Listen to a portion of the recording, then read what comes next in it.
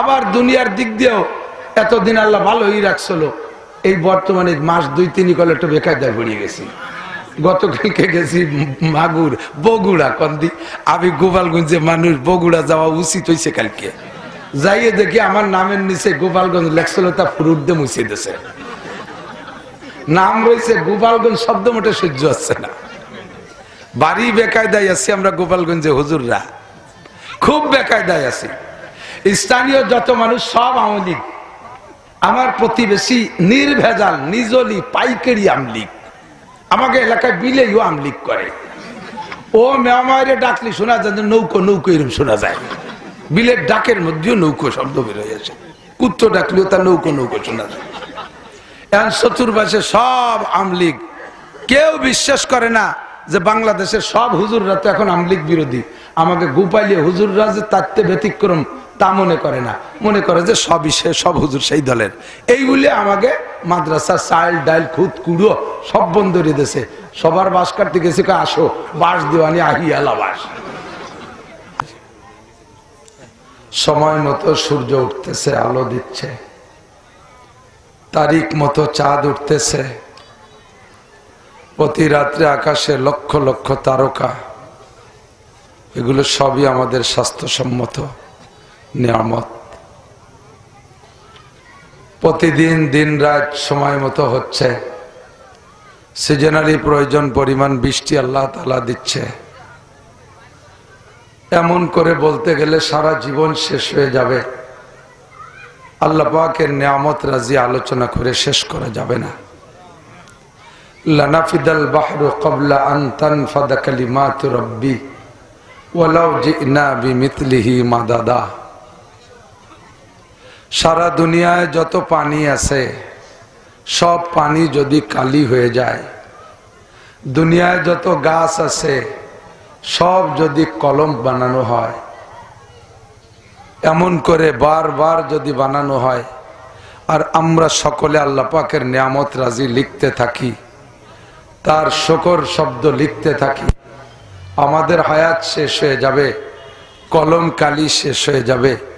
আল্লাহ পাকের কুদরত, তার বড়ত্ব, তার নিয়ামত রাজি গণনা করে শেষ করা যাবে না। এটা ওয়াজের মাঠ, একটা ভ্রাম্যমান মাদ্রাসা। আপনারা এর ভিতরে অধিকাংশ মানুষই জীবনে মাদ্রাসায় যান নাই, যেতেও পারবেন না, সময় নেই। সময় থাকলেও পরিবেশ নাই, পরিবেশ থাকলেও ইচ্ছা নাই, ইচ্ছা থাকলেও সুযোগ নেই।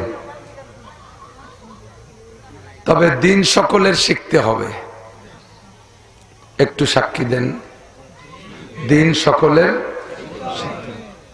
কিভাবে কোথায় শিখবেন? আল্লাহ পাক রব্বুল আলামিন দয়াবান মেহেরবান আল্লাহ তাআলা আপনাদের দিন শেখানোর জন্য আহলে হক ওলামায়ে কেরামের ব্রেনের ভিতরে বিভিন্ন পদ্ধতি আবিষ্কার করে দিয়েছে। তার মধ্যে একটা হলো এই মাঠে ময়দানে বসে কিছু শেখা। পূর্ণ ইসলাম এখানে বসে শেখার জায়গা না, সম্ভাবনা। দিন শেখার জন্য একটা উদ্বুদ্ধ করার ফিল্ড এইটা। ভ্রাম্যমান মাদ্রাসা বলা যায়, মোবাইল মাদ্রাসা বলা যায়। তো মাদ্রাসা সহ শিক্ষাঙ্গন বিদ্যালয় যত আছে, স্কুল কলেজ ইউনিভার্সিটি, সব জায়গার শিক্ষা পদ্ধতিও যা, এখানেও ধরে নেন তা। তো স্কুল কলেজে কমপক্ষে যারা পড়েছেন, ক্লাস টাইমে স্যার পড়ায়, আপনারা তো ফাঁকে ফাঁকে বাদাম খাইছেন। এখন তো খাওয়া খাই চলে বাদাম। তো ক্লাসের ভিতরে বসে বাদাম খাওয়া চলে না, চানাচুর খাওয়া চলে না, পান খাওয়া চলে না, মোবাইল চালানো চলে না, হবেই না, আঁখও ক্ষতিগ্রস্ত হবে। তো বাদামের ক্ষেতে, আখের ক্ষেতে যদি বাদাম লাগালি ভালো না হয়, ওয়াজের ক্ষেতেও বাদাম লাগালি ভালো হবে না। বাদামের চাষ বন্ধ করতে হবে। দুনিয়ার অন্য যে কোনো মজলিসের চাইতে এই মজলিসটা একটু ব্যতিক্রম। জি, কত ব্যতিক্রম! মমতাজ, মনির খান, আলমগীর, এই বড় বড় আলেম যারা আছে ওনারা যে গানের অনুষ্ঠান করে, ওনাদের গানের প্যান্ডেলটা কি ফেরেশতারা বেষ্টন করে রাখে? শুনছেন? ওর উপরে কি সাকিনা নাজিল হয়? সকিনে মানে আমাকে গ্রামে মাঝে মাঝে দুই একটা মহিলার নাম সকিনে থাকে, সেই সকিনে না, ও জায়গায় সকিনে নাজিল হয়, সাকিনা নাজিল হয় না। কথা কন? তো এটাকে গাশিয়াতুমুর রহমা, রহমাতের ফেরেশতারা এই প্যান্ডেলটাকে বেষ্টন করে দাঁড়িয়ে আছে। একজনের কাঁধের উপরে আর একজনে পা দিয়ে দিয়ে একেবারে আসমান পর্যন্ত এই প্যান্ডেলটাকে স্টেডিয়াম বানায় ফেলছে ফেরেশতারা। ফেরেশতাদের এই বেষ্টনীর মাঝখানে নাজালাত আলাইহিমুস সাকিনা, একটা ভিন্ন প্রশান্তি এর উপরে নাজিল হতে থাকে। যে কোনো ধর্মীয় অনুষ্ঠান, মসজিদ বলেন, মাদ্রাসা বলেন, মাহফিল বলেন, ইজতেমা বলেন, এসব জায়গায় এই ঘটনাগুলো ঘটে। সাকিনা কি? আসমান থেকে আল্লাহর পক্ষ থেকে একটা প্রশান্তি, মনের ভিতরে কোনো টেনশন দুশ্চিন্তা থাকে না। দেখেন বুড়ো মানুষ, বুড়ো হলে পরে ঘুম কমে যায়। শীতকালে বুড়োরে ঘুমানোই মোটে যাচ্ছে না, রুম হিটার দিয়ে রুম গরম করে দিছে, তাতেও হাত পা কালায় আসে, আগুনটা নিয়ে ঠেসে ধরছে গাছ সাথে, 3-4টে ল্যাব দিয়ে চেপে ধরছে। এরপরে নাতি নাতনিরা হাত পা মেসেজ করে দেয়, মাথায় তেল মালিশ করে দেয়, বুড়োর ঘুম আসে না। এ পাশ ও পাশ, এ পাশ ও পাশ, ম্যাট্রিক পাশ ইয়ে পাশ করে ফেলাই দেয়, তবু ঘুম আসে না। ঠিক না? ওই বুড়োরে শুক্রবারে মসজিদে ইমাম সাহেবের সামনে নিয়ে বসায় দেবেন অশুনতি। ইমাম যখন বয়ান শুরু করবে বুড়োর ঘুম শুরু হয়ে যাবে। ঘুমতি ঘুমতি না লাইয়ে দাড়ি ভাষায় ফেলাই দেয়, উবত হয়ে যে আর একজনের পর পড়ে। এই ঘুম কোত্থেকে আসে? নাজালাত আলাইহিমুস সাকিনা, এর নামই হলো প্রশান্তি আর সাকিনা। তো এই সাকিনার মজলিসে আপনি আদবের লেহাজ কিভাবে করবেন আল্লাহ পাক নিজেই শিখিয়ে দিয়েছে। ওয়াইদা কুরিয়াল কুরআনু ফাসতামিউ লাহু ওয়া আনসিতু লাআল্লাকুম তুরহামুন। যখন তোমাদের সামনে কোরআনে কারীম তেলাওয়াত করা হয় অথবা তার তরজমা তাফসীর আলোচনা করা হয়, ফাসতামিউ, এই যুবক আমার দিক, আবারও বাদাম খায়। তুই, আমি তোকে বাড়ির মেহমান, তোরা এই জায়গার মেজবান, তো তোরা বাড়িওয়ালারা খাবি আর আমি বক বক করবো, আমরা সাইড দিয়ে আমিও খাবো, নাহলে হবে না, যাবে না। বাড়িওয়ালারা খাবো আর আমি এই বক বক করতে থাকবো, এত ঠকান ঠকাবো কা তোমরা? আল্লাহ বলেছেন কি? ফাসতামিউ, অন্তরের কান দিয়ে শোনো। ফাসমাউ মানে এই কান দিয়ে শোনা।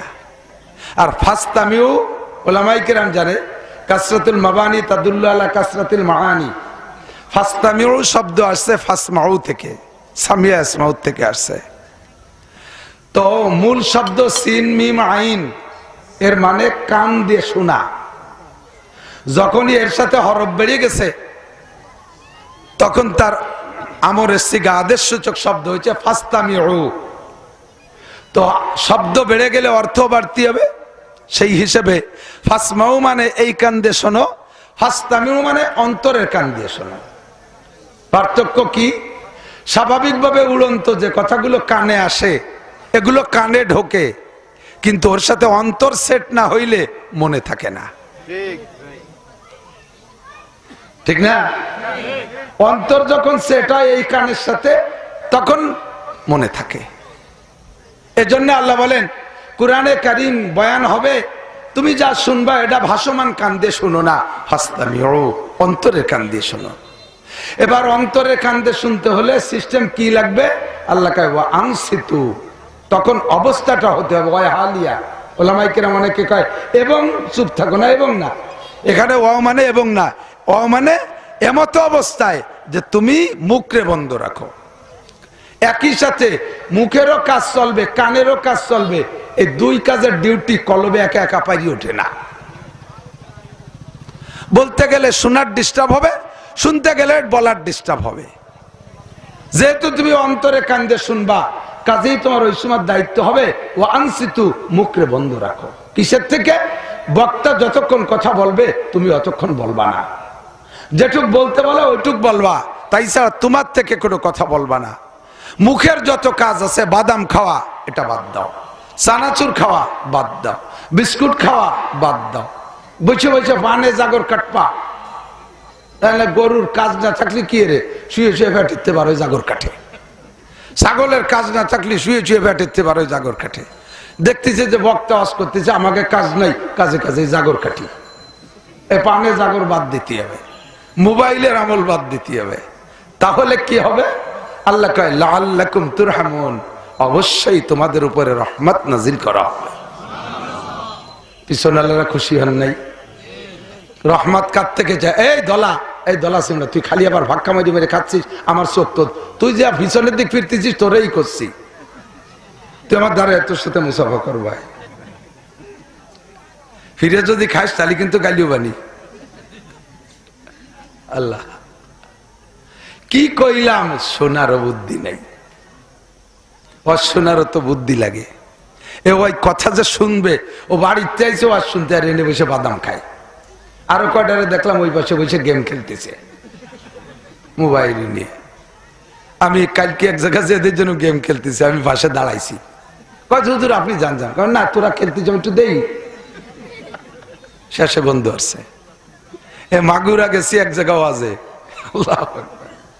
স্টেজে এই পাশে মনে হয় 80 বছরের এক বুড়ো সভাপতি, এ পাশে 75 বছরের এক বুড়ো সেক্রেটারি, ওই মাহফিলি সেক্রেটারি, এর বাসাই চেয়ারম্যান রানিং, ওই বুড়োর ওই পাশে পুরন চেয়ারম্যান এক্স। এই 4 জন তো এলাকার সিনিয়র না। আমার ওয়াজের ঘরটা খানিক হইলে দেখি যে ওই বুড়োরা একজন ইশারা দিয়ে 100 গ্রাম বাদাম আনাইছে, আইনে 4 জনে ভাগ করে খাচ্ছে আমার বাসায়। গেছে আগুন হইয়ে। আমি কইলাম আমি আপনাকে মেহমান, আপনারা বাড়ি এলা, আমার ধারে বসে বাদাম খাবেন আর ওই গিরান আমার আসবে, আমার পরানে চাই না, আমার চাইতে দেন, সবাই খাই। কলি আমার 1 ফুট দেশে, আমি আপনারা বসেন, আমরা এই 5 জন বাদাম খাই নেই। এরপরে এই 5-4 বসছে যে কি কইছি, এত দামলা এ তো টের পাইনি। আল্লাহ হেফাজত করুক। সব জায়গার মানুষের বুদ্ধি একরকম না। আপনারা রাজবাড়ি না? রাজবাড়ি মানে কি ফকির বাড়ি? রাজবাড়ি মানে কি? রাজার বাড়ি। তা আপনাদের সবকিছু হতে হবে রাজার মতো, যেন ফকিরে ভাব না দেখি, আমার যেন খেপানো না লাগে। আমার ভাইরাল হওয়ার বয়স নেই, সুর আগা গোড়াই নেই, তার মধ্যে গতকালকে বগুড়া থেকে আসতে সারা পথ কুয়াশা, ড্রাইভারকে একটু হেল্পারি করা লাগছে, একাই ছিলাম গাড়িতে, জানলা খুলিয়ে ওরে রাস্তা সহযোগিতা করতে যাই, কুয়াশা নাকে ঢুকে গলা বসে গেছে, ভীষণ কষ্ট হচ্ছে। গলা বসে গেলে শ্বাস ছোট হয়ে যায়, কথা বলতে কষ্ট হয়। আপনাদের বুঝতে অসুবিধা হচ্ছে না তো? আমি অত্যন্ত মহাব্বত করি আপনাদের এই এলাকার মানুষকে, বিশেষ করে আমার বৃহত্তর ফরিদপুরের 5 জেলার সব জনগণকে মনে হয় যেন আমার বাড়ির মানুষ। রাজবাড়ী, ফরিদপুর, শরীয়তপুর, মাদারীপুর, গোপালগঞ্জ আমি একটু পার্থক্য মনে করি না। আমার এই 5 জেলার মানুষ, আমরা বৃহত্তর ফরিদপুরের অংশ। বাহিরে গেলে এখনো ফরিদপুরি বলে পরিচয় দেওয়া লাগে। কাজেই আমরা ফরিদি, আমরা শুকর আদায় করি। আমাদের ফরিদপুরে আল্লাহ পাক সব কিছু দেশে কোনো তা কম রাখে নাই। পীর, তাও এত পীর আর কোনো দেশে নাই। কোন কোন গ্রামে 1-1 পীরই 2.5 জন করে মুরিদ ভাগে পাইছে, এত পীর। ওই পাশে গেছি ফরিদপুরের ওই পাশে, হাফেজ রবিউল কয় হুজুর আমাদের এত কপাল ভালো, আমাকে এই গ্রামে যা পীর আর যা জনগণ, তো 1-1 পীরই 2.5 জন করে মুরিদ ভাগে পাইছে। আমি বললাম এ পীররা কেমন, চল দি 2-1 জন দিয়ে আসি। কয় না, দেয়া যায় না, পীরাইটা উক্কা খায়, নামাজ পড়ে না, পীরে কামেল। আমাদের ফরিদপুরে আছে উড়াকান্দি, গোপালগঞ্জের ভিতরে কাশিয়ানি থানা। সারা বাংলাদেশের হিন্দুদের সবচাইতে বিশ্ব ইস্তেমা ওই জায়গা হয়। গত বছরের আগের বছর নরেন্দ্র মোদী এসে জুমো পড়িয়ে গেছে, এনে শুক্রবারে আইছিল, এই জন্য মনে হচ্ছে জুমো পড়তে আইছে।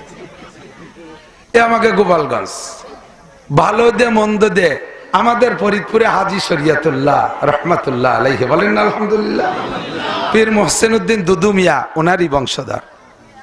এখনো বাহাদুরপুর অনেক সহি মানুষ আছে। আমাদের ফরিদপুরে মুজাহিদে আজম আল্লামা শামসুল হক ফরিদপুরি। ধর্মীয় দিক দিয়ে আমরা এদিক দিয়ে অনেক অগ্রসর। এর ওসিলায় আমার গোপালগঞ্জে 5 থানায় 30টা দাওরায়ে হাদিস মাদ্রাসা, মহিলা পুরুষ দিয়ে। এ উপলক্ষে আমাদের ফরিদপুর, রাজবাড়ী, শরীয়তপুর, মাদারীপুর সব জেলায় যথেষ্ট মাদ্রাসা। আবার দুনিয়ার দিক দিয়েও এতদিন আল্লাহ ভালোই রাখছিল। এই বর্তমানে মাস 2-3 কলে একটু বেকায়দায় পড়িয়ে গেছি। গতকালকে গেছি মাগুর, বগুড়া কন্দি। আমি গোপালগঞ্জে মানুষ, বগুড়া যাওয়া উচিত হয়েছে কালকে। যাইয়ে দেখি আমার নামের নিচে গোপালগঞ্জ লেখছিল, তা ফুরুট দিয়ে মুছে দিয়েছে। নাম রয়েছে গোপালগঞ্জ, শব্দ মোটে সহ্য হচ্ছে না। বাড়ি বেকায়দায় আছি আমরা গোপালগঞ্জে, হুজুররা খুব বেকায়দায় আছি। স্থানীয় যত মানুষ সব আওয়ামী লীগ। আমার প্রতিবেশী নির্ভেজাল নিজলি পাইকারি আমলিগ। আমাকে এলাকায় বিলেও আমলিগ করে। ও মেমারে ডাকলি শোনা যায় নৌকো নৌকো এরকম শোনা যায়। বিলের ডাকের মধ্যেও নৌকো শব্দ বের হয়ে আছে। কুত্তো ডাকলেও তার নৌকো নৌকো শোনা যায়। এখন চতুর্পাশে সব আমলিগ। কেউ বিশ্বাস করে না যে বাংলাদেশের সব হুজুররা তো এখন আমলিগ বিরোধী। আমাকে গোপালিয়ে হুজুররা যে তাতে ব্যতিক্রম তা মনে করে না, মনে করে যে সব হুজুর সেই দলের। এই বলে আমাকে মাদ্রাসা চাল ডাইল খুদ কুড়ো সব বন্ধ করে দিয়েছে। সবার বাস কাটতে গেছে, আসো বাস দেওয়ানি আহিয়ালা বাস। আগে দিত তেল তেলে বাস, এবার বলে আহিয়ালা বাস দেবে। কন্দি কি উভয় বলে। এদিকে গোপালগঞ্জের বাইরে আসলি সবাই মনে করে যে গোপালগঞ্জের হুজুররা কি আর আমলিগ ছাড়া আর কিছু। গোপালগঞ্জে কোন নবী রসুল আসলে আমলিগ। এই বলে সে বাইরে গেলিও সে ওই যে নামের থেকে গোপাল মুছিয়ে দিয়েছে ফুলুট দিয়ে। এদিক তাকান, আমরা যে যেখানে থাকি মাতৃভূমির টান সকলের অন্তরে থাকতেই হবে। মাটির টান থাকবে, এইটা আপনারা কেড়ে নেওয়ার চেষ্টা করবেন না। আমরা উলামায়ে কেরামদেরকে আপনারা কোনো দলে ফেলাইয়েন না।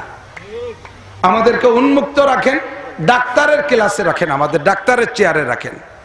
ডাক্তারের কাছে চিকিৎসা সব রকম থাকে। দরস্তি নরমি, শেখ সাদি রহমতুল্লাহ বলেন গুলিস্তা, দরস্তি নরমি বাহামদার বেয়াস চুফাসত কে জাররাহ ওয়া মারহাম নিয়াস। ডাক্তারে 2 রকম চিকিৎসা করে, অপারেশনও করে আবার মলমও দেয়। ডাক্তারের কাছে আপন রোগীও আসে, পর রোগীও আসে। একই রোগে 2টা রোগী, একটা ডাক্তারের বাপ আর একটা আসছে 50 মাইল দূরের থেকে। 2টারে 2 রকম চিকিৎসা করলে হবে না। 50 মাইল দূরত্বে যে আসছে তারা ডায়াগনোসিস করে দেখা গেল পেটের ভিতরে টিউমার হয়েছে। ওর বাপরে পরীক্ষা করে দেখে, তাও দেয় যে বাপের পেটের মধ্যে টিউমার হয়েছে। কারণ বাপের পেটের উপরে মলম মাহাই দিয়ে ওই বিটারে অপারেশন করলে হবে? তাকেও যদি অপারেশন করতে হয় বাপরেও অপারেশন করতে হবে। বাপ বলে ছেড়িয়ে যদি দেয়, না আমার আব্বা পেট কাটবো না, আমার মোহাব্বতের আব্বা পেট কাটবো না, এই করে যদি ছেড়ে দেয় তাহলে বাপ বাঁচবে? সবাই সমান চিকিৎসা করা লাগবে। আমরা উলামায়ে কেরাম আপনাদের সামনে আসি, কোনো ব্যক্তি টার্গেট করি না। আমি ব্যক্তি মেনশন আমি কোনোদিন করি না, উন্মুক্ত ভাবে বলছি। এভাবেই বলি, রোগ যার আছে সে চিকিৎসা হয়ে যাক, রোগ যার আছে সে চিকিৎসা হয়ে যাক। কথা বলেন ঠিক কিনা? মেনশন করে আমি বলি না কোনোদিন কোনো ব্যক্তিকেও না, দলকেও না। আমি কোনো দল আমি এগুলো বলি না। আমি উন্মুক্ত ভাবে বলি। আওয়ামী লীগকে বলেছি শোনে নাই, বিএনপিকে বলছি শোনে নাই, বর্তমান অন্তর্বর্তীকালীন সরকারকেও পরামর্শ দিচ্ছি, শুনতেছে না।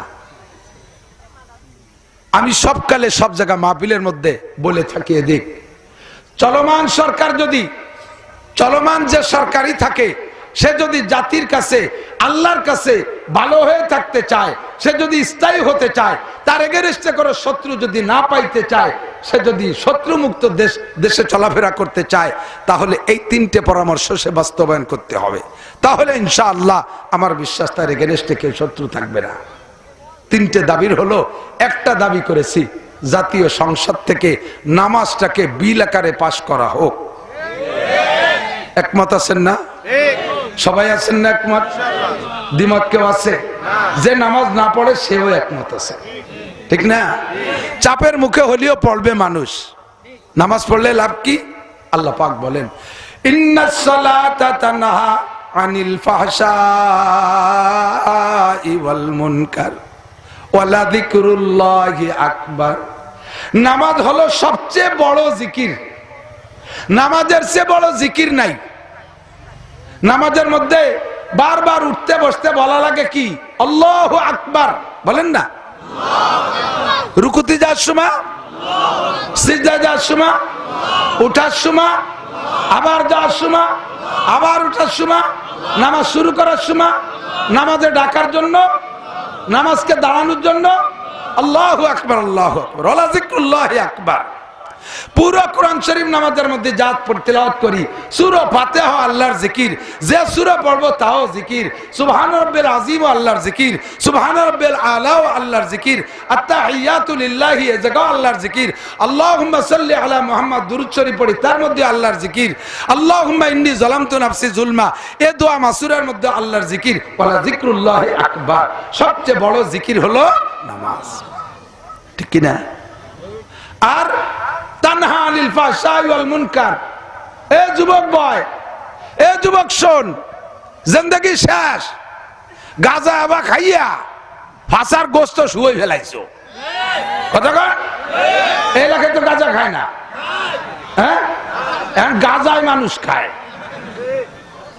মাগুর রাজে কইছি দুধি পানি মিশানো হারাম। পরের বছর গেছি, ওরা কয় হুজুর আপনার গতবারে আমলটা ওয়াজ ড্রাইভার আমাকে এলাকায় খুব ব্যাপক আমল হয়েছে, আল্লাহর ফজলে দুধি পানি মিশাই না, এখন পানিতে দুধ মিশে। তার মানে যে আড়িতে দুধ দোয়াবে ওর আই দাড়ি পানি নিয়ে ওর মধ্যে দোয়ায়।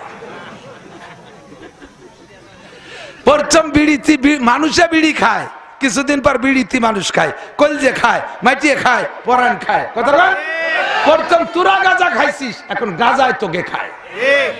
এবার খাইছিস তোরা, এবার তোকে খায়।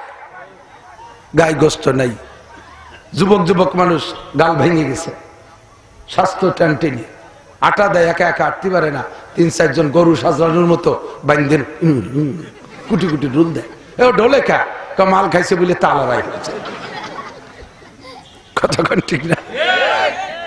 জিন্দেগি শেষ করে ফেলাইছিস, বয় একটু মানুষ হয়ে যা, নড়াচড়া করিস না, ভালো করে বোঝ।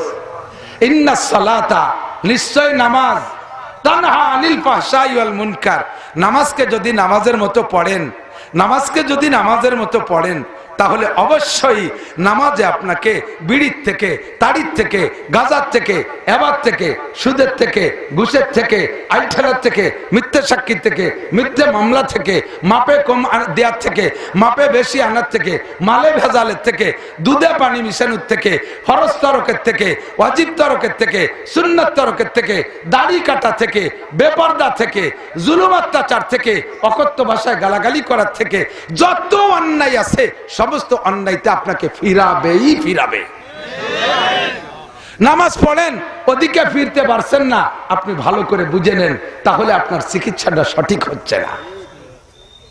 যেই নামাজে তোমারে বিড়ির আগুনের থেকে ফিরাইতে পারে না, যেই নামাজে তোমারে বিড়ির আগুনের থেকে বাঁচাইতে পারে না, আল্লাহর কসম ওই নামাজে তোমারে জাহান্নামের আগুন থেকে বাঁচাইতে পারবে না।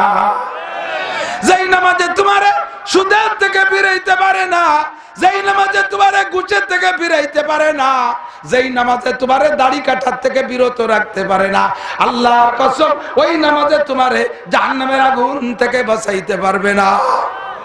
যেই নামাজে তোমারে আইলঠালা থেকে ফিরাইতে পারে না, যেই নামাজে তোমারে সব অশ্লীল থেকে ফিরাইতে পারে না, ওই নামাজে তোমারে জাহান্নামের আগুন থেকে ফিরাইতে পারবে না। অথচ আল্লাহ কয় নামাজে তোমারে আকাম থেকে ফিরাবে। তাহলে বন্ধু কেমন নামাজ পড়তে হবে? নবী পাক বলে সল্লু কামা রাআইতুমুনি উসাল্লি, আমারে যেমন নামাজ পড়তে দেখো ওই রকম নামাজ পড়ো। হুজুর আপনারে তো দেখি নাই, তা আপনি তো 1400 বছর আগে চলে গেছেন, আর আপনার নামাজ দিয়ে নামাজ শিখবো, তা আপনি তো আরেকবার একটু আসেন, আমাকে একটু রাজবাড়ি আইছে একদিন নামাজ দেখাই দিয়ে আবার মরি যান, তাকে আসবে নাকি? হুজুর কয় আমার যাওয়া লাগবে না, ইন্নাল উলামা ওয়ারাসাতুল আম্বিয়া, আমি আলেমদেরকে রাইখা গেলাম অ্যাসিস্ট্যান্ট নবী। আমার আলেমদের নামাজ দেখবি, কাকড়াল যে জুবায়ের সাহেবের নামাজ দেখবি, আরে যাত্রাবাড়ি যে মাহমুদুল হাসান সাহেবের নামাজ দেখবি, নগরকান্দা যে আব্দুল গফফারের নামাজ দেখবি, ইসমাতুল্লাহ কাসেমের নামাজ দেখবি, খাবাসপুর মাদ্রাসায় যে মোহতামিমের নামাজ দেখবি, আশেপাশের আলেমদের নামাজ দেখবি। আলেমরা যেমন নামাজ পড়ে ওই রকম নামাজ আমি মুহাম্মদুর রাসূলুল্লাহর নামাজ। এই নামাজ যদি সরকার বাস্তবায়ন করে তাহলে যত দুর্নীতি আছে সব সাফ হয়ে যাবে, থাকবে না। আর সরকারের নামাজ বাস্তবায়ন করে না কেন? সরকার নিজেই বেনামাজি, কথা কর না কেন? আর উনি নামাজের কথা কয়ে যদি নিজে না পড়ে তাহলে আর বিটারও পড়ে, গাল ভরে আসবে না, ও কাকা তুমি বড় রাখে। এই ফরিদপুর থেকে বাসে উঠছি, যাবো মাগুরা, তো ওই যে মাঝকান্দির ওই জায়গায় যে বাসের আবার একটা ট্রানজিট আছে, সেই বাসে লেন আছে কি জানি না, তো ওই গাড়িতে চলে যায়, এরা ওখানে নামায় দেয় আর মাগুরার গাড়িওয়ালার ওই জায়গাতে নিয়ে যায়, এই ট্রানজিট করে বিমানের ট্রানজিটের মতো। এই বছর কথা কইস কিনা? আরে বোঝে না, আমি ভারী জরুরি কথা হলে মাইকে কষা ভাই শুনবি, আর নাই থাম। মহিলা তা আমি তাই ভাবছি, পুরুষ হলেই কথা কত না, তিন বিটি যেখানে কলকাতা সেখানে। আল্লাহু আকবার। এই ফরিদপুরিতে উঠছি বাসে, কদ্দূর যাওয়ার পরে দেখি, আপনারা দেখছেন নাকি আমি জানি না, এক চাচা দাঁতের মাজন ব্যস্ত, 15-16 বছর আগে হবে বা 20 বছর টছর হবে। কি কয় এমনি বাসের শব্দে বোঝা যায় না, আর দাঁত না থাকলে কথা পরিষ্কার হয় না, তাও বোঝা যাচ্ছে না। দুটো মিলে খালি মাজন কটাই দেখতেছি, কেউ কিনতেছে না। আমি ডেকে কলাম যে চাচা কি কন? ওই আউমাও খাওমারে যা কলো তাতে বুঝলাম যে আমার এই দাঁতের মাজন এমন ধনন্তারী দাঁতের মাজন বাবা, এই যে দাঁত মাজলি মরা পর্যন্ত পড়বে না, মরার পরেও থাকবে। ওই ভেরিয়ালার একটু কয়তো এরকম এক্সেস কয়। আমি কলাম যে কি কেউ কিনতেছে? কয় না, এ গাড়িতে বেচতে পারি নেই। আমি বেচতে পারবা কি? এ কতদিন ধরে বেচেন? কয় বেশি অনেক দিন ধরে। আমি কি এতদিন বেচছেন? কই রমি বেশি। আমি কেন এরকম বেচেন? আমার মতে এতটুক বুদ্ধি আছে যার, সে আপনার এই মাজন কিনবে না। আপনার দাঁত নিজের গালে একটা দাঁতও নাই, যে মাজনে আপনার দাঁত ঠেকাতে পারে নাই ওই মাজনে আমার দাঁতও ঠেকাতে পারবে না। এ বুদ্ধি তো আমার আছে। আমি বাইচে থাকতে আপনার মাজন কিনবো না। ও সব বেটারা টের পাইছে, ওই জন্য কিনতেছে না। যদি মাজন বেচতে হয় কমপক্ষে দাঁতের মাঝে দাঁত কটা লাগাই আসেন, নইলে কেউ কিনবে না। যে নামাজ বাস্তবায়ন করবে, নামাজের বিল পাস করবে, নামাজ তো তার আগে পড়তে হবে, ঠিক না? তিনি পড়বেন না বিধায় এ কথা কোনোদিন বলবে না। 2 নম্বর দাবি করেছি, জাতীয় সংসদ থেকে পদ্মার বিল পাস করো। পদ্মা, এই নদী পদ্মা, পর্দা পর্দা, পর্দার বিল পাস করো। পর্দা করো, পর্দা করো। পর্দার পর যদি 1 মাস একটা চিল্লা আমল করেন আমার দিক, যদি সারা বাংলাদেশের সমস্ত নারীদেরকে 100 ভাগ পর্দা করাইতে পারেন মাত্র একটা চিল্লা, অনলি 40 দিন সরকার যদি বাধ্যতামূলক বাংলার সব নারীদেরকে 100 ভাগ পর্দা করাইতে পারে, পুরুষরা যদি 100 ভাগ পর্দা করে, নারীদেরকে দেখবো না, নারীরা পুরুষদেরকে দেখবে না, খোলামেলা বাজারে তারা আসবে না, সব পার্কগুলো খালি করে দেবেন। পুলিশ পাঠায় বসে দুনিয়া তসবি টিপতেছে, ওই তসবি পার্টিরে জোড়া ভাঙ্গে দেন। আর কুয়াকাটা, কক্সবাজার যত স্পট আছে সমস্ত স্পটগুলো থেকে দাগ মিটাইয়ে দেন, পিটাইয়া নারীদেরকে বাড়ি তাড়ায় দেন। 100 ভাগ যদি 40 দিন পর্দা করে, আর বাংলার সবালের নারী আর পুরুষ যদি 100 ভাগ 40 দিন নামাজ পড়ে, আমি কসম খেয়ে বলতে পারি, আল্লাহ পাক বলেন লাফাতাহনা আলাইহিম বারাকাতিম মিনাস সামাই ওয়াল আরদ, আসমান থেকে 40 দিন শেষ হওয়ার আগে আগে নতুন নতুন রহমত আর বরকত তোমাদের জন্য পাঠিয়ে দেব। সত্যি দেখতে পারবেন আল্লাহর রহমত।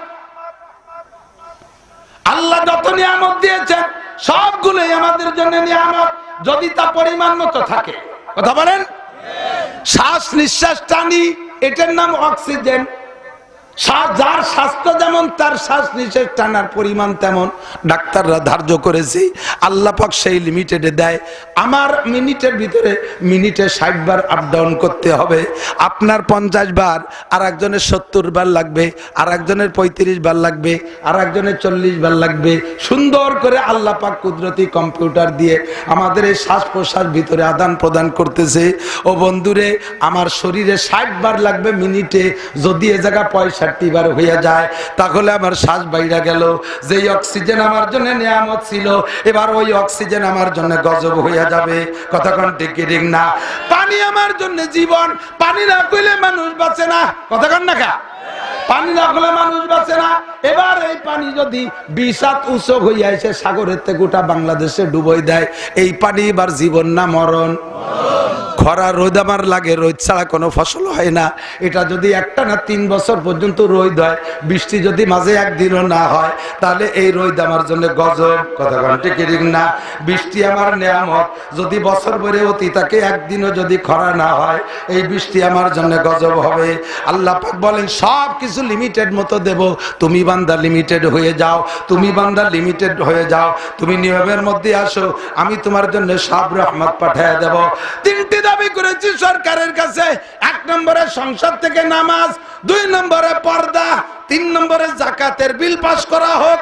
আর বড় লোকদের থেকে জাকাত গুলো যথারীতিতে আদায় কইরা আমানতদার দিনদার ভালো মানুষ যাদের কাছে দিলে মারিয়ে ধরে খায় না, এইরকম ভালো মানুষের মাধ্যমে বন্টন করতে হবে। আমরা ভোট দিয়ে দিয়ে যাদেরকে ভালো মানুষ বুঝলা একেবারে স্লোগান দিছি, বোতল ভাইয়ের তুলনা জগতে মেলে না। মিছিল দিছি না? বোতল ভাই যেখানে, আমরা আছি সেখানে। বোতল ভাইয়ের চরিত্র ফুলের মতো পবিত্র। বোতল ভাই কি বলে? বোতল ভাইয়ের চরিত্র ফুলের মতো পবিত্র। নামাজ পড়ে না 1 ওয়াক্ত, বোতল খায় 5 ওয়াক্ত। বোতল খায়, বোতল বোতল কি 7 আপ খায়? আরে দুধু মাল খায়। যার কারণে দেখি বোতল ভাই জেলখানায়। কোথায়? আরে কথা কেনা, বোতল ভাই কোন জায়গায়? বোতল ভাই জেলখানায়, আমরা সবাই পায়খানায়। কিলো যারে ভোট দিচ্ছি সুখ শান্তি পাওয়ার জন্য, সেই বড় বিপদে। কতক্ষণ টন মারলো, মন মারলো, রাস্তা মারলো, ব্রিজ মারলো, খাল মারলো, ফ্যাসিলিটি বিল্ডিং মারলো, বাজারের পায়খানা মারি খেয়ে বেলাই দিল। এত কিছু খাওয়ার পরে তাদের চরিত্র বলে ফুলির মতো পবিত্র। জাকাতের টাকা তাদের কাছে ভাগ করতে দিলি, জীবনও গরিব মানুষ পাবে না। কতক্ষণ পাবে? আমরা যারা হজে যাই, হাজি সাহেব কেউ আছেন নাকি এর মধ্যে? হাজি হজ করা মানুষ আছেন না? কুরবানি করছিলেন না হজে? আপনার কুরবানির গোশত তো নিয়ে আসছিলেন, কুরবানি নিয়ে আসছিলেন নাকি? আপনিও আনেন না, আমরা আনি না, কেউ আনি না। আমি অনেকবার গেছি আলহামদুলিল্লাহ। তাই কুরবানি করে আসি আমরা।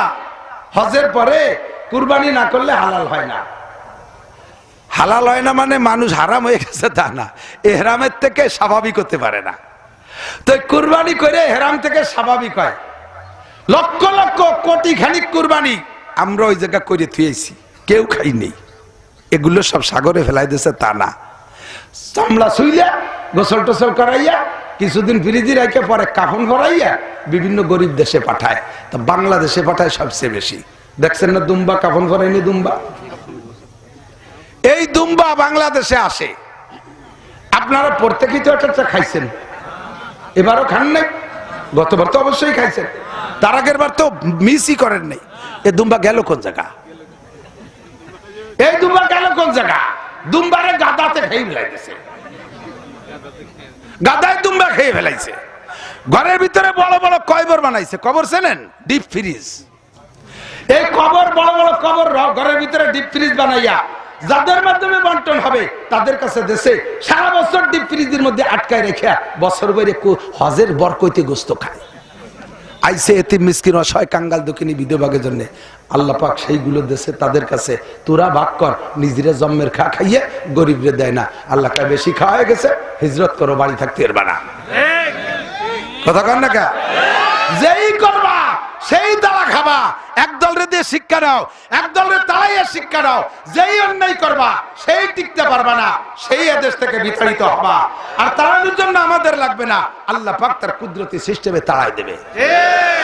গুরবামিরো সাগজিরো মুশরা দারওয়া কুনাত ইচনিয়ার কারে দৌলত মুলকে রাবি রাখো। এই আপনাদের এই যে আরিসার ঘাট তো আপনাকে বাড়ির দ্বারে ছিল, আগে জানেন কি পরিমাণ হোটেল ছিল না, খাবার হোটেল এখন কমিয়ে গেছে না? আমি তো দেখছি এত বড় বড় প্লেট ভরা পদ্মার ভাজা ইলিশ।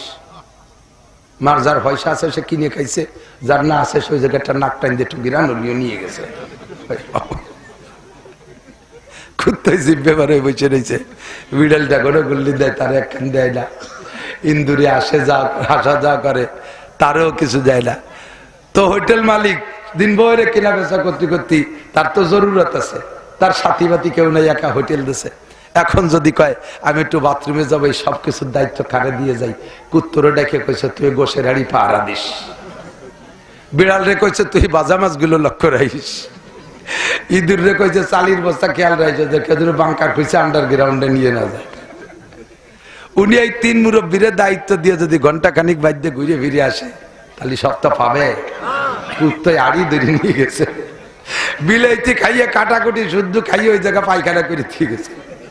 ইন্দুরে আন্ডারগ্রাউন্ডে বাংকার খুঁজছে হামাসা লাগে মতো, তল দিয়ে একেবারে টানেল খুঁজিয়া সব চালির বস্তা পিছন দিয়ে বের করে ফেলাইছে। সরকার দেয় সবাই সবকিছু, যাদের কাছে দেয় কেউ এরকম গোছের হাড়ি ধরে নিয়ে যায়, কেউ মাছের প্লেট ধরে খেয়ে ফেলে, কেউ চাউলির বস্তার তলে।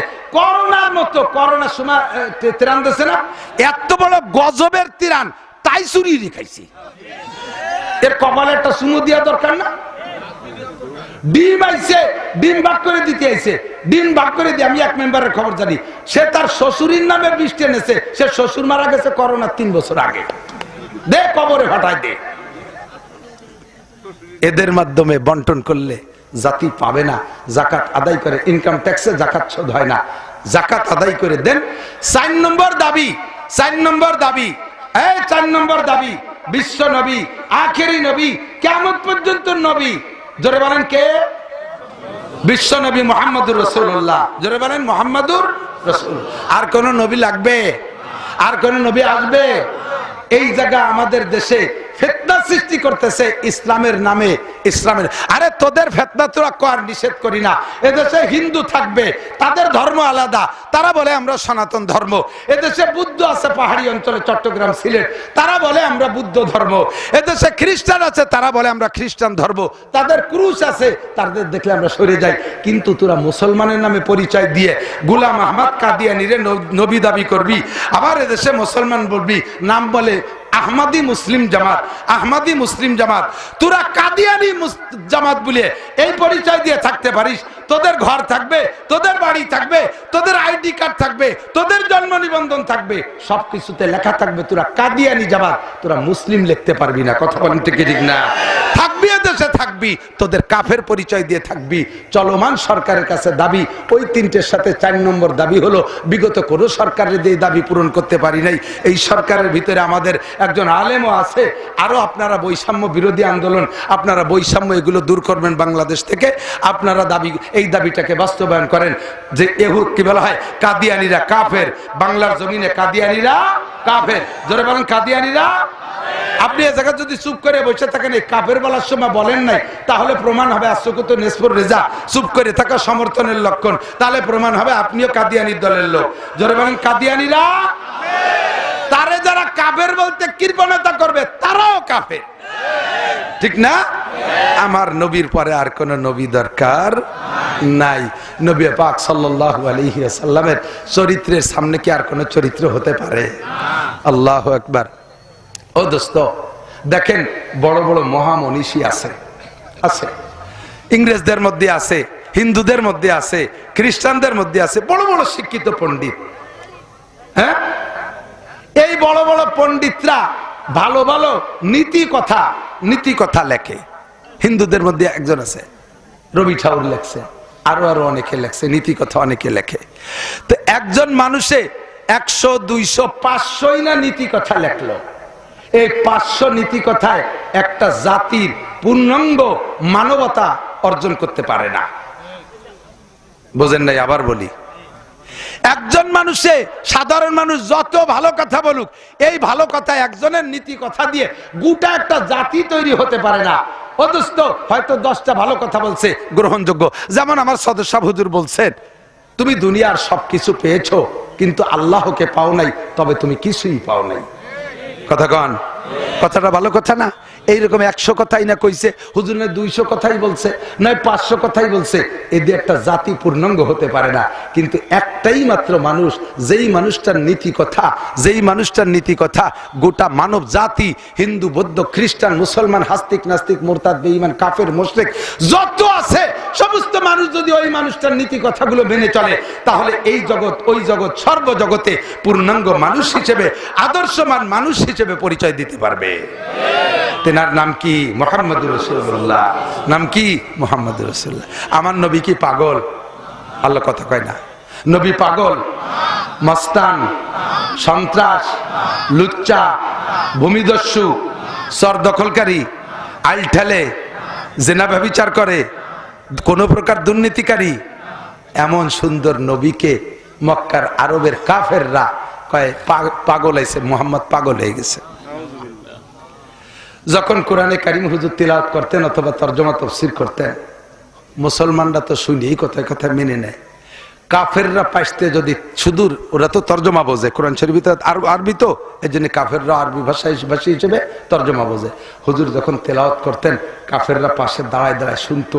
এমন একটা মজা, যে মজা দুনিয়ার কোনো গান, কোনো কবিতার ভিতরে এই মজা তারা পাই নাই। এই জন্য নীরবে কান লাগায় শুনতো। যেই শুনছে সেই তার হালাত পাল্টে গেছে, মুসলমান হয়ে গেছে। যখন এইভাবে তিলাওয়াত শুনে শুনে মুসলমান বেড়ে যাচ্ছে, তখন আবু জাহেল, তার সংসদ ভবনের নাম হলো দারুন নদওয়া, একেবারে কাবাঘরের কাছে।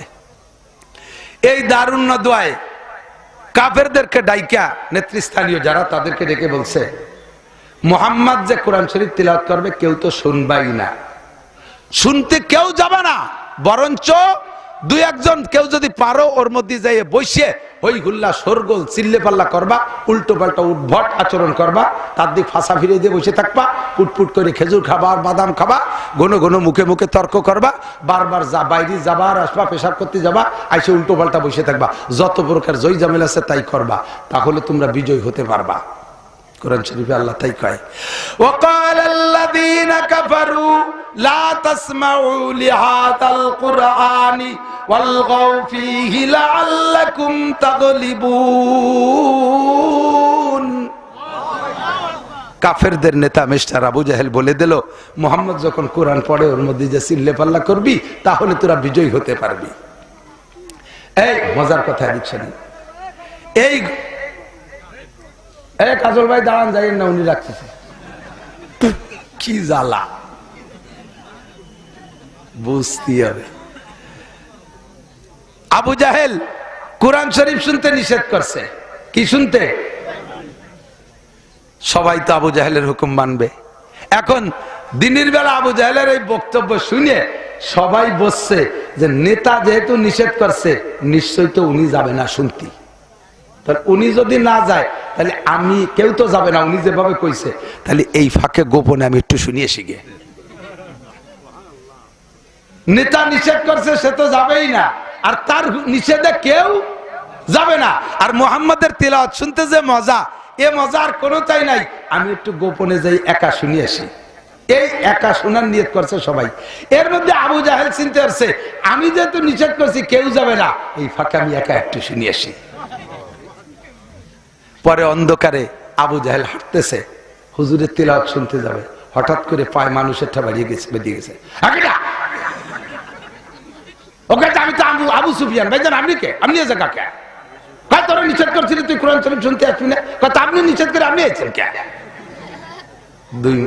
আবু সুফিয়ান হলো আবু জাহেলের পরের নেতা, সেকেন্ড নেতা। দুইজনে ওই পাশে যে কয় বাড়ি, আমাকে গোপালগঞ্জের ভাষায় ছোট বাইরে বাড়ি কয়, বাড়ি।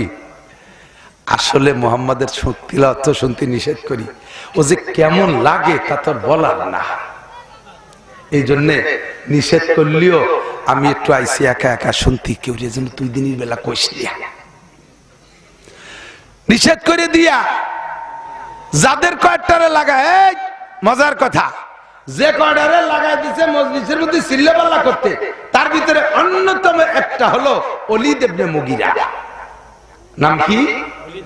ওলীদ ইবনে মুগীরা। এইটা বুড়ো বুড়ো বুড়ো বয়স্ক বুড়ো অলিও। এই বান্দর বুড়ো অলিকে লাফালাফি ভুলে যায় নাকি? আরো সেল্লা বেল্লা লাফায়। এই বুড়ো বান্দরটা ভিতরে যাইয়া যত প্রকার উদ্ভট আচরণ করতেছে, হুজুর কথা বলতে পারতেছে না, তিলাওয়াতে আসতেছে না। ইতিমধ্যে জিবরাইল আইসে হুজুরের মাথায় হাত দিয়ে বলতেছে, হুজুর কি ব্যাপার, তিলাওয়াত করতেছেন না, ভালো তরজমা ভালো আসতেছে না, ঘটনা কি? হুজুর বললেন, সব মানুষগুলো দেখো কিভাবে নীরব নিস্তব্ধ বসে রয়েছে, সারা শব্দ নাই, নড়াচড়া নাই। ওই যে মাঝখানে বুড়ো, ওই বুড়োর জ্বালায় আমি ওয়াজ করতে পারতেছি না। জিবরাইল বললেন, বুড়ো কি করে? কয় ও মুখে মুখে তর্ক করে, হঠাৎ করে হইগুল্লা সরগোল চিল্লাপাল্লা করে ওঠে, এরে ওরে ডাক দেয়, পাছা ভিড়ে দিয়ে বসে থাকে, গণ গণ বাইরে যায়, পেশাব করতে যায়, আসার সময় সাইডে খেজুর বাদাম কদুর বিচি কিনে নিয়ে আসে, তাইও নিয়ে মাঝখানে বসে ফুটফুট করে খায়। এই শয়তানি জালে মোটে ওয়াজ করতে পারতেছি না। হুজুর বললেন, ওরে চেনেন? কয় হ্যাঁ, ও তো আমার বাচ্চা সাকে সাথে চিনি, এই মক্কাই বাড়ি, ধনী মানুষ। কয় যে না, তা না, ওর সমস্যা কি তাকে জানেন? কয় না, তা তো জানি না। কয় কি? ওর সমস্যা 9টা। কয়টা? এই 9টা সমস্যার আলোচনা নিয়ে আল্লাহ পাক আমাকে একটা সূরা দিয়ে পাঠাইছে আপনার কাছে। সূরাটার নাম সূরাতুল কলম। 29 নম্বর পারা, দ্বিতীয় পারায় সেট হইছে। এর 9টা দোষের ভিতরে ওর সমস্যা 9টা, দোষ 9টা। 9টা দোষের ভিতরে 1 নম্বর দোষ হলো উতুল্লিম বাদা যালিকা জানিম। ও হলো হারামজাদা, যারও সন্তান জাইনুর বাচ্চা। কে কইছে? ওরে এই গালিটা কে দেছে? উতুল্লিম বাদা যালিকা জানিম, হারামজাদা, যারও সন্তান। এর কারণে কুরআনের মজলিসের আদব বোঝে না, নবীর মর্যাদা দিতে জানে না, নবীকে গালাগালি করে, আমার নবীকে পাগল কয়, আমার নবীকে কবি বলে, আমার নবীকে মিথ্যাবাদী বলে, আমার নবীকে চরিত্রহীন বলে। ও দোস্ত, এই ওলীদ ইবনে মুগীরা এর জারজ সন্তান, হারামজাদা।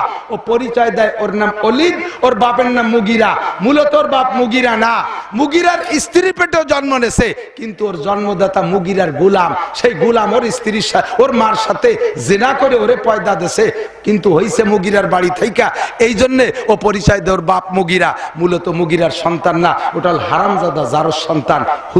হুজুরকে জিবরাইল বললেন, এই ওলীদ ইবনে মুগীরার মতো কিয়ামত পর্যন্ত লক্ষ লক্ষ মানুষ মুসলমানের ঘরে জন্ম নেবে, মুসলমানের ঘরে জন্ম নেবে, কিন্তু তার জন্মের মধ্যে কোনো না কোনো দোষ থাকার কারণে সে আলেমদেরকে গালি দেবে, মাদ্রাসা দেখতে পারবে না, মসজিদে দেখতে পারবে না, কোরআনের শাসন মানতে চাইবে না, কোরআনী সংবিধান পছন্দ করবে না, কোরআনওয়ালাকে সহ্য করতে পারবে না, তবলিগ দেখতে পারবে না, দাড়িওয়ালাকে মানবে না, আলেম উলামারে গালি দেবে, আল্লাহর রাসূলকে গালি দেবে। এমন মানুষ মুসলমানের ঘরে জন্ম নেবে, অমুসলমানের ঘরে জন্ম নেবে। এই মানুষগুলোকে চিনার পরিচয়, এরা যে জারজ সন্তান, এরা যে হারামজাদা, এদের জন্মের মধ্যে দোষ আছে, এটা চিনার জন্য এই একটাই আলামত যে এরা আলেম উলামা মসজিদ মাদ্রাসাকে সহ্য করতে পারবে না। এই ওলীদ ইবনে মুগীরা একটা না, এর মতই থাকবে। আল্লাহু আকবার। দোস্ত, এই এদিক, এই ওলীদ ইবনে মুগীরার পরিচয় সব জানাই দেওয়ার পরে এরপর ওই সূরাটা জিবরিল হুজুরের কাছে পুরোটা নাজিল করে দিয়ে শুরু করলেন কি দিয়ে? আমার দিক কেউ নড়বে না, ছাত্ররা ছোটরা বিশেষ করে খেয়াল করে শুনবে, স্টুডেন্ট মাদ্রাসা স্কুল কলেজের ছাত্ররা, ভবিষ্যতে তোমরা একদিন এই চেয়ারে বসবা, হঠাৎ করে শুনবে একদিন আমার মৃত্যু খবর, কেঁদে কেঁদে আসবে সবাই দিতে শুধু খবর, মুরব্বীরা চলে গেছে, এখন আমরা দাড়ি পাইকে গেছি, এনি টাইম এভরিডে যে কোনো সময় চলে যেতে পারি, রাস্তাঘাটে চলাফেরা করি, অ্যাক্সিডেন্টের অবিরাম ভয়, চেয়ারটা যেন খালি না হয়, এ জায়গা কেউ আসতে হবে, লেখাপড়া শিখে জায়গা আসা বড় কঠিন, কারণ লেখাপড়ার পিছন দিয়ে বাস হয়ে গেছে, মোবাইল হাতে হাতে এসে গেছে, আর লেখাপড়া কেউ করবে না। আমরা যা 2-4 কথা বলে গেলাম, এই গোছায় গাছায় রেখে ফিরিয়ে সেই জায়গা বসে দুয়ে মুছে খাতি পারবা ইনশাআল্লাহ। এর জন্য ভালো করে লক্ষ্য করে শুনতে হবে। নবী পাক সাল্লাল্লাহু আলাইহি সাল্লামকে সান্ত্বনা দেওয়ার জন্য ওই ওলীদ ইবনে মুগীরা এবং তার গোষ্ঠী হুজুরকে যে গালি দিয়েছে, হুজুরকে সান্ত্বনা দিতে হবে না আল্লাহ পাকের? সান্ত্বনা দেওয়ার জন্য। এদিক নবী আলাইহিস সালাম সাহাবা কাফেরদেরকে নিয়ে ঘরের মধ্যে বসে তবলিগের দাওয়াত দিয়েছে একেবারে সর্বপ্রথম। এর আগে হুজুর বাইরেও নামে নাই, কের বাড়িও যায় নাই, শুধু খাদিজা আর আবু বকর দুইজন মুসলমান। হুজুর 25 জনকে ঘরের মধ্যে দাওয়াত করে নিয়ে, তার ভিতরে হুজুরের প্রিয় চাচা আবু লাহাবও আছে। কোন আবু লাহাব জানেন? হুজুরের জীবনে একমাত্র সবচাইতে বেশি জন্মদিবস পালন করছে আবু লাহাব। প্রত্যেক সোমবারে স্বর্ণের পেয়ালায় আবু লাহাব বাতি জ্বালাইয়া মুহাম্মদুর রাসূলুল্লাহ সাল্লাল্লাহু আলাইহি ওয়াসাল্লামের জন্মদিবস পালন করছে 40 বছর। 40 বছরের মাথায় যাইয়া আজকে যখন হুজুর এই 25 জনকে নিয়ে ডাইকে বসে বলছে কুলু লা ইলাহা ইল্লাল্লাহ মুহাম্মাদুর রাসূলুল্লাহ, কলেমার দাওয়াত দেওয়ার সাথে সাথে সর্বপ্রথম হুজুরের মুখের উপরে এক খাবলা থুক মেরে দিয়ে হুজুরকে বদদুয়া দিয়েছে, তাব্বাল্লাকা ইয়া খাসিস, তাব্বাল্লাকা ইয়া খাসিস। মাইকে ডিস্টার্ব করতেছে। এই অপারেটররা, তোরা টের পাও না? বেটারা টের পায়, তোমরা টের পাও না? ঘুরে ঘুরে তোরা এগুলো খেয়াল করবি। এক মাঠে যদি খারাপ হয়ে যায়, তাই তো আমি বুঝতে যে আমার এত কষ্ট হচ্ছে, কে আমার বুক ব্যথা করতেছে। ওরা চলে গেছে মালকাতি।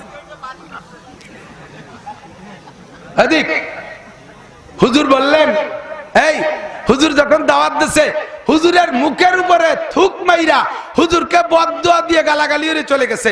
তাব্বাল্লাকা ইয়া খাসিস আলী হাযা জামাতানা, ধ্বংস হয়ে যায় হে মুহাম্মদ। যেই আবু লাহাব 40 বছর হুজুরের জন্মদিবস পালন করছে স্বর্ণের পেয়ালায় বাতি জ্বালাইয়া, হুজুরের জন্ম খবর শুনে শাহাদাত আঙ্গুল দিয়ে ইশারা দিয়ে তার প্রিয় বান্দি সুহাইবাকে আজাদ করে দিয়েছে। যখন হুজুর কলেমার দাওয়াত দিয়েছে, হুজুরের মুখের উপরে থুক মেরে বদদুয়া দিয়ে কয়, কপাল পোড়া, এই কইতে জন্য ডেকে নিয়ে এসেছিস আমাদেরকে? দুপুরবেলা খাওয়াইয়া পাম্পট্টি দিয়েছে এই কর জন্যে? তুই ধ্বংস হয়ে যা। আল্লাহ তাআলা সূরা নাজিল করে দিয়েছে, তাব্বাত ইয়াদা আবি লাহাব, আমার নবী ধ্বংস হবে না, তোর 2 হাত ধ্বংস হয়ে যাবে। কথা বলেন ঠিক কি ঠিক না? তোর 2 হাত ধ্বংস হয়ে যাবে। তুই তো একবার বলছিস তাব্বাল্লাকা, আর তোর নামে ডেলি লাখবার হবে।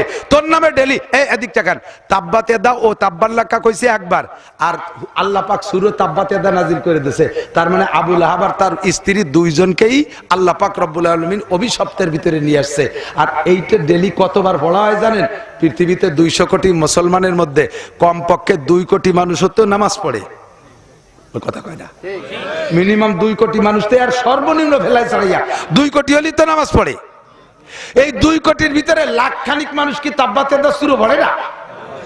ওই একবার তাব্বাল্লাকা বলছে, আল্লাহ তাআলা প্রত্যেকদিন লক্ষ লক্ষ তাব্বাত ইয়াদা আবি লাহাব ওর নামে পাঠাইতেছে। গজব শুরু হয়ে গেছে। ও আমার নবীকে বদদুয়া দিছে, নবীরে মাজনুন আর পাগল কয়। আল্লাহ পাক সাথে সাথে এগেনস্টে নবীর প্রশংসা দিয়ে সূরা নাজিল করে দিয়েছে, সূরা কলম। কি কয় জানেন? এই ভালো করে শোনেন, খুব লক্ষ্য করে। সূরাটা শুরুতে একটা অক্ষর আছে নুন। কি আছে?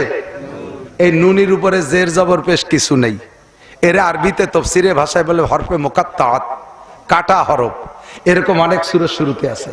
একেবারে আলহামদুলিল্লাহ সূরার পরে সূরা বাকারা, ওই দেশ ওরেই শুরু করছে এই কাটা হরফ দিয়ে। আলিফ পড়েন একবার, লাম মিম। কোন নেকি হবে? হবে না? 3 হরফে 90 নেকি। কারণ এই 3টে হরফের ভিতরে আরো হরফ আছে। 3টে হরফ, আলিফ লিখতে 3টে হরফ লাগে। আলিফ জবরা লাম জেল্লি ফাদুই পেশফুন, আলিফুন, এতে হয় আলিফ। তাহলে এক আলিফ কলি কয়টা অক্ষর হয়েছে? 3টা। লাম লিখতে 3টে হরফ লাগে, লাম আলিফ জবর, লাম আলিফ জবর লাম মিম 2 পেশফুন, লামুন। এর লিখতে আর 3 হরফ। মিম লিখতে 3 হরফ, মিম ইয়েজের মিম, মিম 2 পেশফুন, মিমুন। তাহলে আলিফ লাম মিম 3টে হরফ, 3টে হরফ না, 3টে হরফ একটা হরফ না, 3টে হরফ 3টে হরফ না, 3টে হরফ 9টা হরফ। আমাদের সমাজে একদল বেরোইছে, তারা আমাদেরকে ভূগোল পড়াচ্ছে, কয় যে কোরআন শরীফ তর্জমা না বুঝে পড়লে কোনো নেকি হবে না। জোরে কর না নাউজুবিল্লাহ। আমার নবী বলেন, মান কারা হারফাম মিন কিতাবিল্লাহ ফালাহু হাসানাতুন ওয়াল হাসানাতু বিআশরি আমসালিহা। যে ব্যক্তি কোরআন শরীফ থেকে একটা হরফ পড়ে, জোরে বলেন কয়টা? একটা হরফের কোনো অর্থ হয়? হুজুর বললেন একটা হরফ পড়লে তারে 10টা নেকি দেয়া হবে। একটা হরফ পড়লে 10 টাকা, আর এক হরফের তো কোনো তর্জমাই নাই। তা তুমি যে কইলে তর্জমা ছাড়া তর্জমা না বুঝে বললে নেকি হবে না, তাহলে তুমি নবী পাকের চাইতে বেশি বোঝো। তোমার কি আলাদা নবুয়ত দিয়েছে? তোমার কি আলাদা বলার অধিকার দেওয়া হয়েছে? আমার নবী বলেছেন এক হরফে 10 নেকি। দোস্ত, আলিফ লাম মিম পড়লে কেউ বলে 30 নেকি, আর কোন কোন মুফাসসির বলে 90 নেকি। একে কয় হরফে মুকাদ্দার। কিন্তু দিক যেটা বলবো বলে আসছি, আমাদের দেশে তো বাউল বয়াতির অভাব নাই, বিচার গানের বয়াতির অভাব নাই। কথা কন, আপনাদের এদিকে আছে নাকি আমি জানি না, সত্যি জানি না, ওয়াল্লাহি জানি না। কিন্তু ইনরা কয় কি এই 3 হরফের তর্জমা হুজুররা জানবে কোন জায়গাতে? আল্লাহর কালাম হলো 90,000, হুজুররা জানে, মাদ্রাসার হুজুররা জানে 30,000, আরো 60,000 গোপন আছে মারেফাতের, ওইটা আমরা জানি। এইটা জানিয়ে উন্ডায় আলিফ লাম মিমির তর্জমা কয় কি? আলিফে আল্লাহ, লামে জিব্রাইল, মিমে মুহাম্মদ। এমন ভাবে বলবে যা বিশ্বাস করতে বাধ্য। কি মানে? আল্লাহর থেকে জিব্রাইলের মাধ্যমে মুহাম্মাদের কাছে আসছে। একেবারে সহি সহি মনে হচ্ছে না কথাটা? সমস্ত মুফাসসিরদের নেতা রাইসুল মুফাসসিরিন আব্দুল্লাহ ইবনে আব্বাস পর্যন্ত বলেছে আল্লাহু আলামু বিমুরাদিহি বিযালিকা। একে বলা হয় ইংরেজিতে শর্ট হ্যান্ড, ইংরেজিতে শর্ট হ্যান্ড, আরবিতে কয় হরফে মুকাত্তাত, কাটা হরফ। এর তরজমা এক আল্লাহ ছাড়া কেউ জানে না। কথা লম্বা হয়ে যাচ্ছে অন্য দিক দিয়ে, আমি অত দূর যাব না। কাজেই আপনি এই 3 হরফের তিন এই যে তর্জমা বের করছেন, এটা আপনি কোনোদিন বলতে যাবেন না। আপনি যেটা বলতেছেন ওটা বাধ্য অন্য কিছু তো হতে পারে, ওটা বাধ্য অন্য কিছু হতে পারে। কথা কন, একই শর্ট হ্যান্ড হরফের তর্জমা ভিন্ন। আমার দিক এক জায়গায় লেখা আছে, আমরা লিখি না মোহাম্মদ আব্দুর রহমান, মোহাম্মদ আব্দুল্লাহ। এই মোহাম্মদ লেখে কি পুরো মোহাম্মদ কি লেখে? মকারে মো বিসর্গ, তার এর দ্বারা মোহাম্মদ বুঝি, ঠিক কি ঠিক না? এরকম ইংরেজিতে শর্ট হ্যান্ড, আরবিতে শর্ট হ্যান্ড। আল্লাহ পাক রব্বুল আলামিন সূরা শুরুতে দেশে যে লেখছে সে বোঝে এই শর্ট হ্যান্ডের তর্জমা কি, আর যারা ব্যবহার করে তারা বুঝতে পারে। আমার বাড়ির বাথরুম, বাথরুমের পায়খানা মানে বাথরুম সেনেটে সিলাপ, ওই সিলাপের গায়ে লেখা দেখি ডিসি, সিলাপের গায়ে লেখা ইংরেজিতে ডিসি। আমি কই যে আল্লাহ, আমার বাড়ি তো ডিসি সাহেবও বেড়াতে আছে, এসপি সাহেবও আসে, আইসে যদি এই পায়খানায় বসে আর দেখা যায় আমি ডিসি বইরে পায়খানা করি, এমনি তো হুজুরকে দালাই বেলাই যাচ্ছে, তাই তো আমার নামে মামলা হবে না। তাহলে ডিসির কি তর্জমা?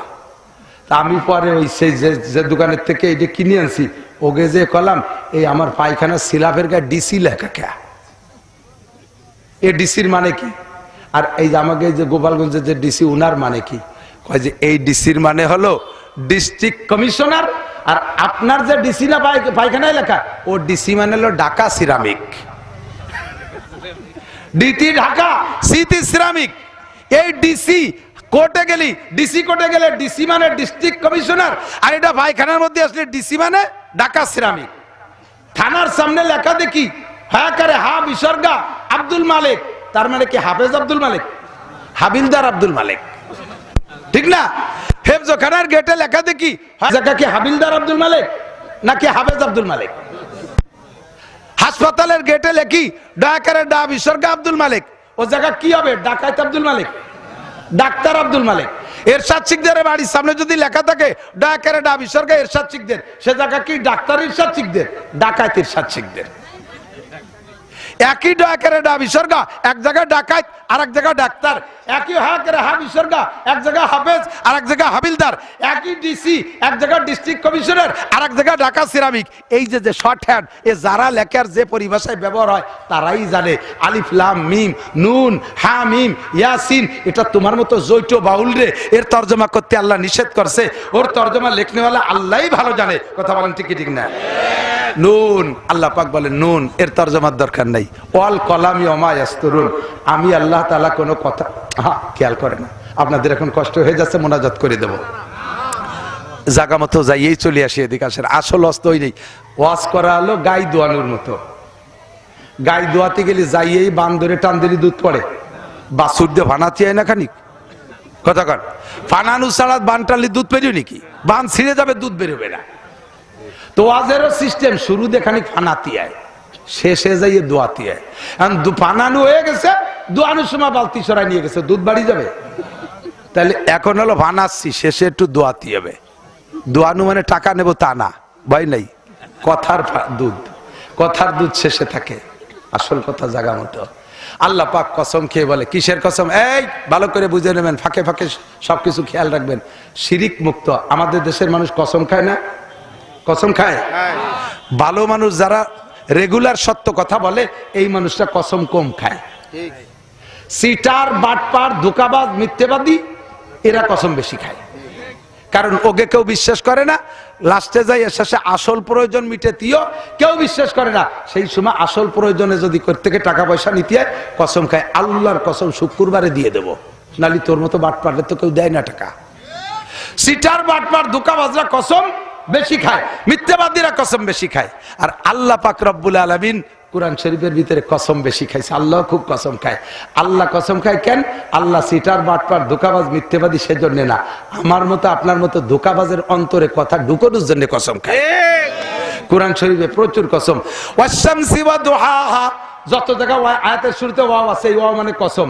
ওয়াশ-শামসি ওয়া দুহাহা ওয়াল কমারি ইযা তালাহা ওয়ান নাহারি ইযা জাল্লাহা ওয়াল লাইলি ইযা ইয়াগশাহা ওয়াস সামাই ওয়া মা বানাহা ওয়াল আরদি ওয়া মা তাহাহা ওয়া নাফসি ওয়া মা সাওয়াহা ওয়াল আদিয়াতি দাবহা ওয়াল মুরিয়াতি কদহা ওয়াদ দুহা ওয়াল লাইলি ইযা সাজা। যত জায়গা আয়াতের শুরুতে ওয়া দেখতেছেন, এই ওয়া মানে কসম। আল্লাহ পাক কসম খাইছে আমার মতো আপনার মতো দুর্বল ইমানের ভিতরে কথাটা গুরুত্বের সাথে ঢুকানোর জন্য আল্লাহ এই জায়গা কসম খাইছে। আমরা কসম খাই কি জন্য? আমরা কসম, আচ্ছা আমরা কসম খাই কথার গুরুত্ব বাড়ানোর জন্য, তবে আমরা কসম খাবো কার নামে? কোন মখলুকের নামে, পীরের নামে, সন্তানের নামে, কোরআন দরিয়া, কাবাঘর দরিয়া, মসজিদ দরিয়া, মাদ্রাসা দরিয়া কসম খা শিরিক। আমরা কসম খাবো আল্লাহে বিল্লাহে তাল্লাহ, আল্লাহর কসম খাই, তাই ছাড়া আমাদের কসম জায়েজ নাই। আর আল্লাহ কসম খাবে, আল্লাহর উপরে তো কোনো আল্লাহ নাই, এই জন্য আল্লাহ কসম খায় তার সৃষ্টির ভিতরে বড় বড় যেগুলো সেগুলো। আর এই সূরার ভিতরে আল্লাহর সৃষ্টির ভিতরে শ্রেষ্ঠ 5টা জিনিস আল্লাহ তাআলা নিজ হাতে বানাইছে। 1 নম্বরে আরশ, 2 নম্বরে কলম, 3 নম্বরে মানুষের মাথা, 4 নম্বরে তাওরাত, 5 নম্বরে জান্নাত আদেন। এই 5টা বানাইছে আল্লাহ নিজ হাত দিয়ে। এর গুরুত্ব আল্লাহর কাছে খুব বেশি। এই সূরার ভিতরে আল্লাহ কসম খাইছে কলমের কসম, কয় নুন, আমি কলমের কসম খেয়ে বলি ওয়াল কলম ওমা ইয়াসতুরুন, আর কলমে যা লেখে সেটা আমার কাছে খুব গুরুত্বপূর্ণ। 2টা জিনিসের কসম খেয়ে আমি বলি নুন আল কলামি ওমা ইয়াসতুরুন। হুজুরকে আল্লাহ সান্ত্বনা দিচ্ছে, মা আনতা বিনিমাতি রাব্বিকা বিমাজনুন। আল্লাহু আকবার। আপনি আপনার রবের নিয়ামত, আপনি পাগল না। আমার নবী কি না? পাগল। ওরা যে ওয়ালিদ ইবনে মুগিরা আপনার পাগল কইছে, মন খারাপ করবেন না, আপনি পাগল না। ভারতের এরা আরে না, এই কয়দিন আগে রসুল সম্পর্কে মন্তব্য খারাপ করছে কিনা? রামগিরি মহারাজ আমার নবী বলে চরিত্রহীন। একটু কিছু কবেন না? আল্লাহু আকবার। কি বলবো? আমার নবীকে আমার আল্লাহ বললেন ওয়া ইন্না লাকা লাআজরান গায়রা মামনুন ওয়া ইন্নাকা লাআলা খুলুকিন আযীম। আপনি পাগল না, আপনি আপনার রবের নিয়ামত, আপনার জন্য রয়েছে অসংখ্য পুরস্কার, আর আপনি হলেন সর্বোত্তম চরিত্রের অধিকারী। কিছুক্ষণ পরে আল্লাহ কয় লাকাদ কানা লাকুম ফি রাসূলিল্লাহি উসওয়াতুন হাসানা। হে দুনিয়ার সমস্ত মানুষ, তোমাদের জন্য রয়েছে রাসূলের মধ্যে উত্তম আদর্শ। কার মধ্যে? একটাই মানুষ, যেই লোকটার জীবন আদর্শের ভিতরে গোটা কোটি কোটি মানুষের নীতি কথা রয়েছে, চরিত্র গঠনের সিস্টেম রয়ে গেছে। এই নবী হলেন সর্বোত্তম চরিত্রের অধিকারী। নবী পাককে সান্ত্বনা দিয়ে এরপরে কদ্দুর যে ওয়ালিদ ইবনে মুগিরার চরিত্র বলে দিয়েছে যে তুমি চরিত্রহীন, তুমি হারামজাদা জারস সন্তান। এবার নবী পাকের চরিত্র কি বলতে গেলে 30 পারা কোরআন শরীফ বলা লাগবে। আমি সংক্ষেপে 2-4টে বলি, আমার দিক সংক্ষেপে 2-4টে কথা বলে দোয়া করে দেব। 1 নম্বরে আমার নবীর সাক্ষাৎ পদ্ধতি দেখেন কত সুন্দর। আমার নবীর সাক্ষাৎ পদ্ধতি, আমরা মুসলমানে সাক্ষাৎ করলে কি দিয়ে সাক্ষাৎ করি বলেন তো? সালাম দিয়ে। কি দিয়ে বলেন? কি দিয়ে? ফোনেও যদি সাক্ষাৎ করব কি দিয়ে? আসসালামু আলাইকুম ওয়া রাহমাতুল্লাহ, আসসালামু আলাইকুম। কি সুন্দর একটা দোয়া, ঠিক কি না? উত্তরও দেবো কি দিয়ে? ওয়ালাইকুম আসসালাম ও রহমতুল্লাহি ওয়া বারাকাতুহু। আমরা এরপরে সাক্ষাতে মুসাফা করব। ওরা কয় হ্যান্ডশেক, আমরা এক হাত দিয়ে করবো না, দুই হাত দিয়ে মুসাফা করব। অনেকে আছে মুসাফা করে একটু এরকম আঙ্গুলের মাথায় মাথায় দেয়, এভাবে না, পুরো আঙ্গুল বুড়ো আঙ্গুলের গোড়ার সাথে আপনার হাতের এই জায়গা মিশে যাবে। সুন্দর করে ধরবেন, এতটুক জোরে ধরবেন যাতে মহাব্বতের ভাবটা প্রকাশ পায়। এমনি একটু সোয়াই দিয়ে থবেন না, আবার এমন জোরে সিপ দেবেন না যে কটকট করে তার আঙ্গুল কটা ভেঙে যায়। হাত ধরে এদিক তাকান। আদবের সিস্টেম কি? হালকা একটু জাকি দেবেন। হাদিসে আসছে যখন দুইজন মুসলমান মুসাফা করে হাতে জাকি দেয় তখন আল্লাহ তাআলা তার হাতের ফাঁক দিয়ে সমস্ত সগীরা গুনাহ ঝালিয়ে ফেলায় দেয়। সালামটা দেবেন পরিষ্কার করে, একটু কন্যা মস্ক করেন, আসসালামু আলাইকুম। মোবাইলের টেডি সালাম আর বিভিন্ন ডিপার্টমেন্টের টেডি সালাম জানেন কিরকম? আমি নিজে শুনি, পুলিশে আর বড় স্যারের কাছে সালাম দিতে পড়ে, সুমকুম স্যার, সয়কুম স্যার, সয়কুম স্যার।